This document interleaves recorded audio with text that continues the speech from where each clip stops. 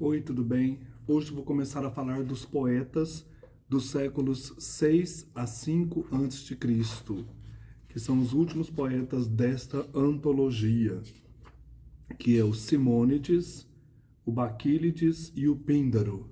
Antologia, lira grega, 9 poetas arcaicos e suas canções, organizada por Juliana Ragusa. Simônides. Quem foi Simônides? Ele nasceu numa família aristocrática em cerca de 556 a.C., na rochosa, empobrecida e austera ilha de Céus. Então ele é conhecido como Simônides de Céus, próximo ao sudeste ático, de dialeto e cultura jônicos. Simônides nos leva ao final da era arcaica, em transição para a clássica. É interessante observar aí já essa mudança, né? Da era arcaica para a era clássica. Então nós falamos de poetas mélicos tardo-arcaicos ou mélica tardo-arcaica, que entram aqui também junto com Simônides, o Baquílides e o Píndaro, que encerram então esse célebre cânone dos 9 líricos, dos 9 grandes poetas mélicos. Destaca então, nesse momento aqui, a figura do tirano como patrocinador, que atraía à sua corte os artistas renomados. Então, a partir de Simônides, também Anacreonte, nós temos o poeta convivendo na corte dos tiranos. Ele vai começar essa relação, vai intensificar essa relação entre poeta e o patrocinador ou tirano. Então, a composição da Mélica de Simônides se coloca na delicada relação política poeta-tirano. E, além disso, as principais ocasiões de performance se dão no simpósio palaciano.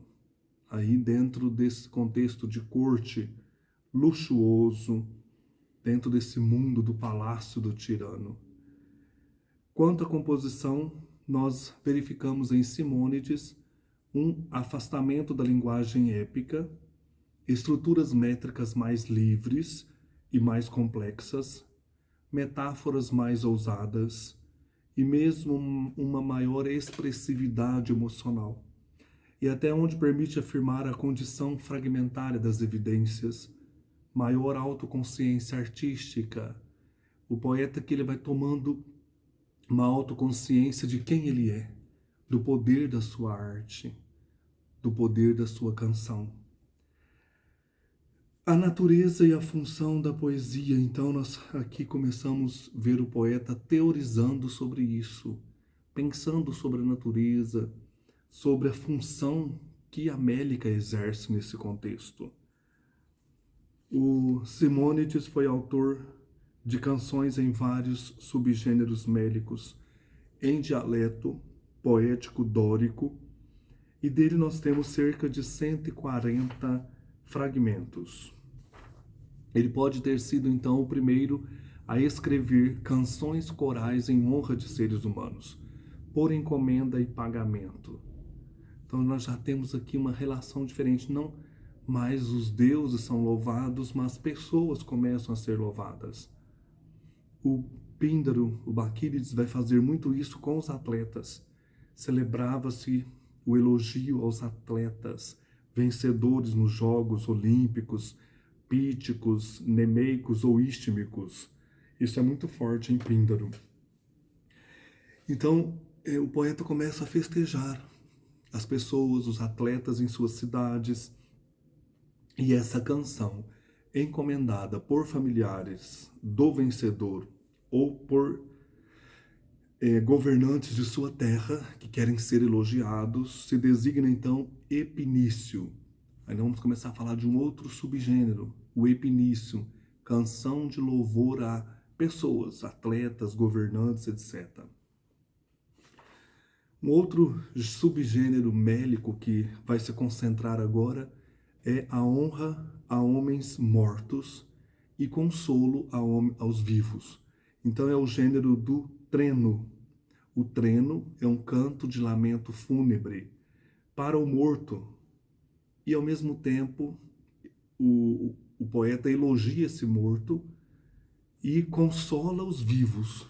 Tem uma função, então, consolatória. A natureza universal da mortalidade e do sofrimento leva a essa reflexão, que confere agora às canções um caráter filosófico. Começa-se uma reflexão profunda sobre a vida. A canção trenódica deu-lhe espaço, então, para desenvolver em Simônides e nesses outros poetas um de seus temas centrais, os limites da condição humana, a sua fragilidade, a sua instabilidade. Os trenos de Simônides, de modo especial, enfatizam a inevitabilidade da morte e do sofrimento na vida humana. Então são temas profundos, embora Píndaro fale também disso, mas em Píndaro existe a ideia de uma existência pós-morte, que pode ser alegre e de que o bom comportamento nesta vida pode levar a recompensas. Mas em Simônides nós temos algo mais reflexivo. A morte é inevitável. Todos vamos morrer. E esse epinício, elogio aos atletas, a homens vivos, e o treno, elogio a mortos, mostra então uma função da poesia nesse contexto aqui, já entrando no período clássico. Tornar memorável o nome, redefinindo a relação humana com o tempo. Tal função é própria da poesia de ocasião, como a arcaica, construída no mundo em que predominava a cultura da canção. Então você vai cantar esses homens e ao mesmo tempo vai perpetuar a sua memória, na qual a poesia se destinava a ser apresentada em certa ocasião de performance e, de certo modo, logo a ser ouvida, configurando-se como um veículo principal para a disseminação de ideias políticas e sociais. E, ao mesmo tempo, tornar perene a figura daquele jogador, daquele atleta ou daquele morto, daquela pessoa que foi elogiada aí no treno. À semelhança de Íbico e Anacreonte, o Simônides viajou pela geografia grega e foi hospedado nas cortes dos tiranos que entretinha com sua poesia, pela qual era a diferença dos outros dois poetas bem pago, com moeda e presentes. Ele esteve em Atenas, sob a proteção de Hiparco, aquele mesmo que acolheu Anacreonte. Depois ele foi assassinado, Hiparco. O Anacreonte teve que fugir de Atenas, na mesma época em que lá se abrigou Anacreonte. Depois ele passou uma temporada na Tessália, por onde também passou o poeta de Teos, tendo se hospedado nos palácios de famílias aristocráticas de prestígio, como os Escópadas. Então, tanto Anacreonte como Simônides passavam por essas cortes. Se o tirano caía, eles fugiam para não morrer também, né? Para não perder o prestígio, iam para outras cortes ali da época, para outros governantes os acolherem. Por fim, ele teria vivido seus derradeiros tempos na Sicília. Ele morre ali por cerca de 468 ou 464 a.C. Ele foi recebido na Sicília como um amigo na célebre corte de Hierão, tirano da colônia grega de Siracusa. O Hierão também é muito famoso nesse contexto. E depois ele foi sepultado, noutra colônia da ilha Acragas, arredores da atual Agrigento. Então essa trajetória de Simônides, como de Anacreonte, tem como elemento inerente a instabilidade. Ainda mais quando tal poder está consolidado em regimes tirânicos, cuja duração era imprevisível, pois dependia do precário equilíbrio da normalidade instantânea. É uma imposição de forças num jogo conflituoso, em que estavam imersas as facções aristocráticas, os novos homens ricos e a população, ainda que a reboque dos eventos tramados em esferas mais altas. É interessante observar, os poetas entram nesse jogo, vivem nesse contexto de instabilidade política, em que os tiranos ora estão no poder, ora são assassinados, têm que fugir também, e o poeta some daquela região. A situação, então, do poeta depende, nesse quadro, de seu patrocinador.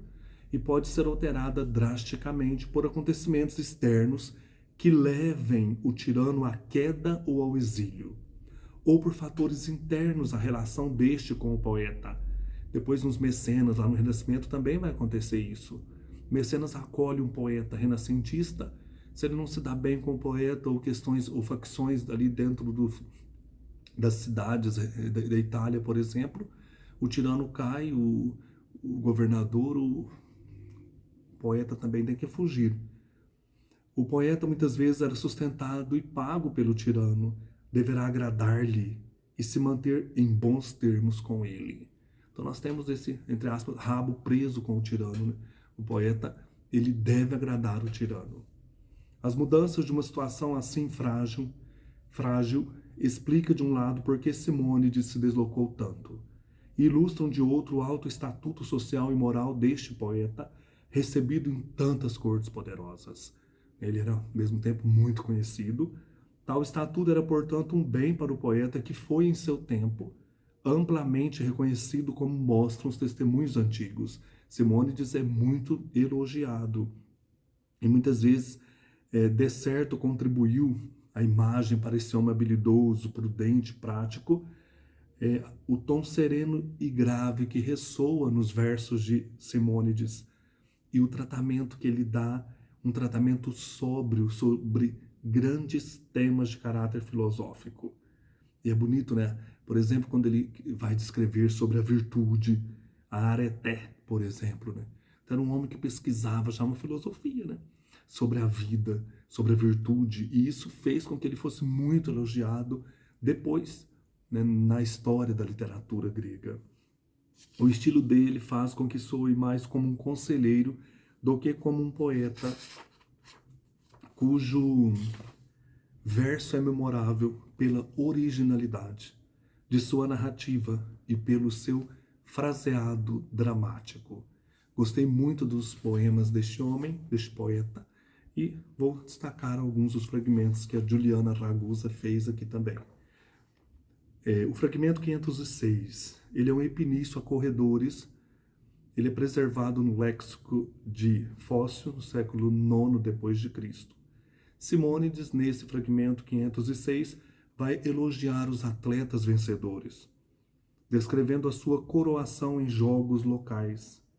O poeta, segundo as fontes, está falando de um jogador chamado Ástilo. Trata-se de um famoso atleta de Crotão, na Magna Grécia, que teria alcançado vitória na corrida e no lançamento de disco em Olímpia. Aí coloca algumas datas aqui, né? 478 a 480 a.C. e na corrida em armas, 480 e 476 a.C. Fragmento 506. Quem entre os de hoje tanto se coroou, com folhas de mirto ou guirlandas de rosas, após vencer numa competição de vizinhos? Então é esse elogio, né? Quem como esse homem, como esse atleta se coroou tanto? Fragmento 520 está citado por Plutarco nos séculos 1 e 2 depois de Cristo na Carta de Consolação a Apolônio. O fragmento é um dos mais conhecidos do poeta. Fala do tema da efemeridade da vida humana. Uma linguagem de grande concisão, um tom direto e cortante dos versos, um ritmo ágil e frases nominais. Simônides fala dos fatos da existência mortal. Fala da natureza humana, da inexorável morte, que é o nosso lote comum, e, enfim, nossas ações em vida levam-nos todos para a morte, né? Nós somos todos mortais. É lindo. Fragmento 520. Dos homens, frágil a força, vãs as ânsias, e em curta existência fadiga sobre fadiga, e a inevitável morte lhes sobrepaira similarmente, pois dela igual quinhão obtém os bons e cada um dos ignóbeis. Achei muito forte, né? Em grego, então, aqui, a morte chega para todos, para cada um. É inevitável a morte, mas que chega como recompensa especial aos vis. Ela chega para os bons, mas também para os ignóbeis, para os vis. Achei muito forte isso. Mais um fragmento de Simônides, fragmento 531. Achei muito interessante que ele vai fazer uma ode aos 300 de Esparta, ode aos mortos nas Termópilas, fragmento 531. Ele vai celebrar os famosos combates travados entre gregos e persas, 490 a 479. A luta que envolveu os espartanos, liderados por Leônidas, contra os persas, liderados por Xerxes no estreito de Termópilas, região norte da Tessália, passagem obrigatória para a entrada na Grécia Central, que as tropas inimigas buscavam. Então, lá na Tessália, acontece esse episódio muito conhecido em livros e filmes, em que o Leônidas comanda os 300 de Esparta, né?